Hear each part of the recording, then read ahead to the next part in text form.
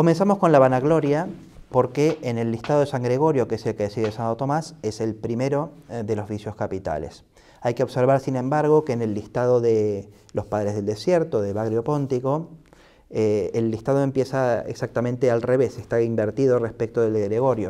Se empieza por la gula, por los pecados carnales, y se va subiendo hacia los espirituales, porque Bagrio tiene la idea de que los pecados inferiores van preparando a los más graves, o a los más espirituales, si queremos, porque la vanagloria de hecho no es el más grave, la soberbia sí, pero la vanagloria no. Los carnales van preparando los vicios o los pecados más espirituales. San Gregorio sigue un orden distinto, que es, según la explicación de Santo Tomás, el de la proximidad con la soberbia, de hecho.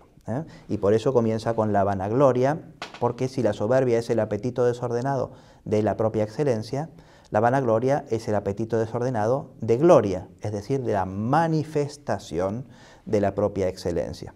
A lo que tiende la vanagloria es que la propia excelencia sea conocida por los demás. Santo Tomás después matiza y dice, pues puede ser conocida por muchos, puede ser que uno quiera que la conozcan unos pocos, que son los que más valen, o incluso que él se contente con saber él, que es superior. Pero esto ya se acerca un poquito a lo que es la soberbia directamente. Entonces la vanagloria es el apetito desordenado de que los demás conozcan mi excelencia. Como este es un gran bien, como es algo que el ser humano apetece, ser apreciado por los demás, es algo que todos queremos naturalmente, que es en el fondo a lo que tiende la vanagloria, que seamos apreciados porque valemos. Esto es un poco la idea de la vanagloria. Como es un gran bien o algo que puede ser percibido o juzgado como un gran bien, la vanagloria naturalmente engendra una serie de vicios, sus hijas, las hijas de la vanagloria. No en todos los vicios desarrollaré todas las hijas, pero la vanagloria merece la pena mencionar unas cuantas, porque es interesante. Por ejemplo, dice Santo Tomás, en primer lugar, el vanidoso, el que tiene vanagloria, quiere que los demás lo sepan, y por lo tanto está la expresión exterior. Esta expresión de exterior genera en primer lugar el defecto de la jactancia. La jactancia es, mediante la palabra, estar manifestando a los demás que yo soy superior. Esto es el primer vicio, la jactancia. A continuación, dice Santo Tomás, se trata de diferenciar si aquello de lo que me jacto es real o no es real. Si es real, aunque sea desordenadamente, puede haber un don que sea verdadero don nuestro, pero que lo hagamos desordenadamente en su manifestación exterior, tenemos lo que Santo Tomás llama la presunción de novedades, que sería jactarse de ser original, por así decir. Es decir, cuando el vanidoso, pues, cuando es original, pues, quiere que todos lo sepan.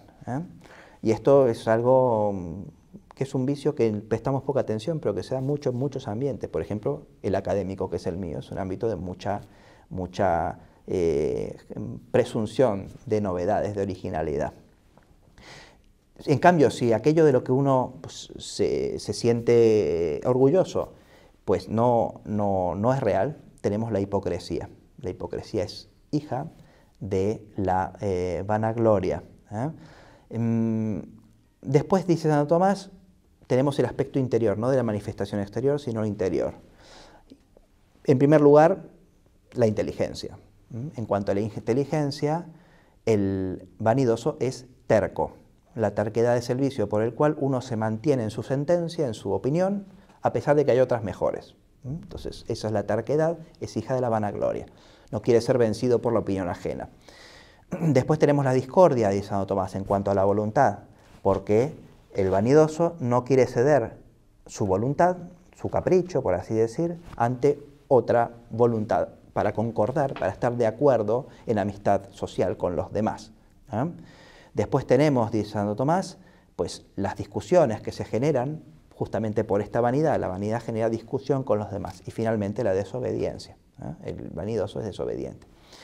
Cuando tenemos una persona que es desobediente, que es jactanciosa, que es presuntuosa, etc., pues con cierta probabilidad, utim pluribus, podemos suponer que padece la enfermedad espiritual de la vanagloria, de la vanidad, y por lo tanto tenemos que sanar su vanidad para sanar su hipocresía, o su jactancia, o su presunción, o su terquedad. Muchas veces perdemos el tiempo atacando vicios periféricos cuando en realidad hay un vicio central, que es el que, pues en el fondo, está engendrando los otros. Hay que atender que para Santo Tomás la vanagloria no necesariamente es un pecado mortal, puntualmente puede serlo en un caso, pero no lo es por su especie. Uno puede ser vanidoso porque ha publicado un libro, porque canta bien o cosas por el estilo, y no necesariamente son cosas en sí graves, pero pueden engendrar otras que son más graves. Y eso es lo que tiene de característico el vicio capital, y es el poder explicativo en el orden de la psicología moral que tiene la doctrina de los vicios capitales.